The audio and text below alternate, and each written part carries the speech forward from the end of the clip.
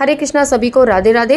देखिए आज के हरतालिका तीज का जो व्रत है, उस व्रत में अगले दिन कैसे हमें चौकी उठानी है, पूजा का जो सारा सामान यहाँ पे रखा हुआ है उस सामान का हमें क्या करना है, व्रत का पारण कैसे करना है और माता से सुहाग हमें कैसे लेना है, तो ये सब बातें आज की वीडियो में बताने वाली हूँ।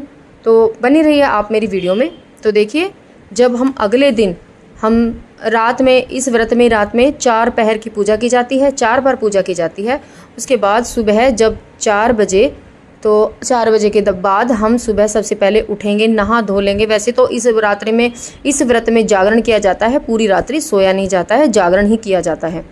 लेकिन जब हम 4 बज जाएंगे, 4 बजे के बाद हमें जागरण पूरा होने के बाद हमें नहाना है। नहा के स्वच्छ वस्त्र धारण कर लें।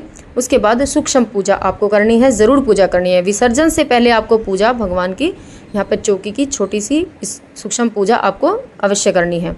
उसके बाद पूजा के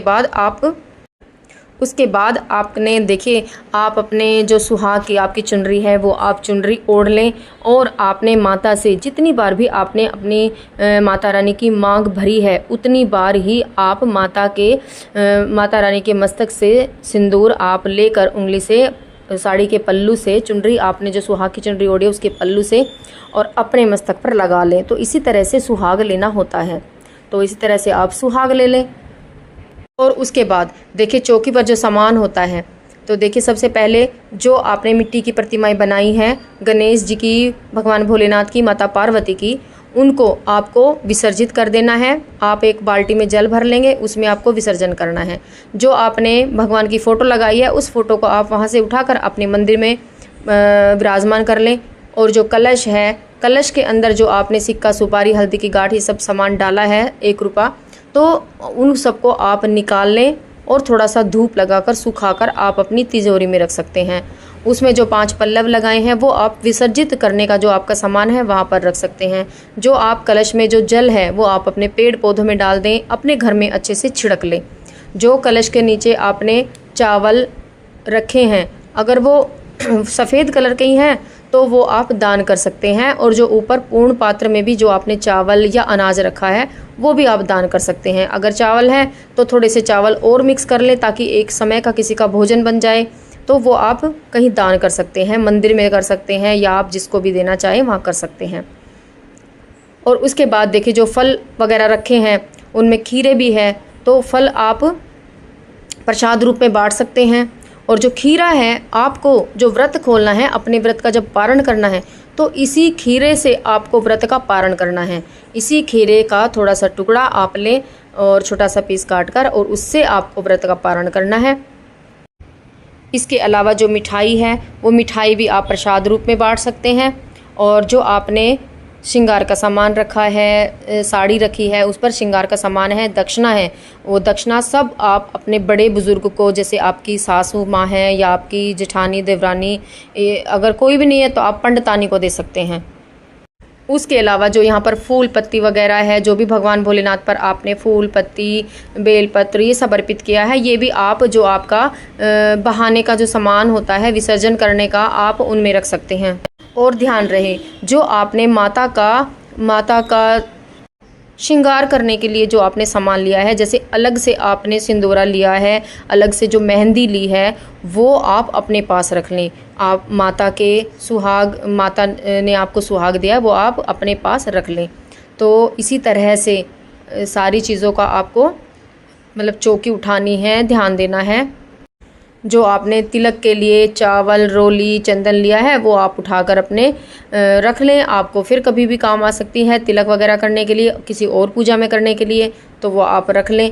तो इसी तरह से माता की चौकी उठाई जाती है। जो आपने कपड़ा बिछाया उसको तय करके रख दें कि आपको फिर काम आएगा। अगर आपका ये लोटे का जल यहाँ पे भरा हुआ रखा है तो आप सूरज देवता को दे दें। अन्यथा जैसे रात को आप पहले पहर की जो पूजा होती है उसमें जब कथा सुनते हैं तो ये कथा के बाद आप इसको चंद्रमा को भी दे सकते हैं। और देखिए, जो कुंवारी कन्याएं होती हैं वो सुहाग नहीं लेती हैं, वो व्रत कर लेती हैं और देखिए माता से आशीर्वाद लेती हैं, हाथ जोड़कर प्रार्थना करती हैं। और देखिए, जब आप विसर्जन करते हैं तो माता से हाथ जोड़कर प्रार्थना करें कि हे माँ पार्वती, जिस प्रकार आपका सुहाग अटल है, आप सौभाग्यशाली हैं, उसी प्रकार हमें भी आप आशीर्वाद देकर जाएं, आशीर्वाद दें और हमें हमारा जो दाम्पत्य जीवन है वो भी खुशहाल रहे, खुशी से रहे, हमारे पति की लंबी आयु हो, आपका आशीर्वाद सदैव बना रहे। तो इसी प्रकार से आपको चौकी उठानी है। और देखिए, जब आप विसर्जन करते हैं तो विसर्जन आप घर पर भी कर सकते हैं। उसके लिए आप एक बाल्टी में शुद्ध जल भर लें, उसमें थोड़ा सा गंगा जल डाल लें और कुछ फूल वगैरह डाल लें, और आप इस पर तिलक करके थोड़े से चावल भी छोड़ सकते हैं। तो उसके बाद आपको जो आपकी चौकी पर आपकी माता की शिव परिवार जो आपने बनाया है मिट्टी से, तो वो सब आप यहाँ पर विसर्जन कर सकते हैं। जो जनेऊ है, जनेऊ देखिए, अगर आपके परिवार में कोई चाहे तो वो इसको प्रसाद रूप में पहन भी सकते हैं, और वह अन्यथा आप यहाँ पर विसर्जन जब करेंगे तो उसके बाद विसर्जन करने के बाद जब ये प्रतिमाएं मिट्टी की हैं, क्योंकि तो ये पानी में अच्छे से घुल जाएंगी, उसके बाद आप फूल वगैरह सब निकाल कर आपका जो प्रवाहित करने का जो आपका सामान है उनमें निकाल कर उनमें रख दें। तो इसी तरह से विसर्जन किया जाता है।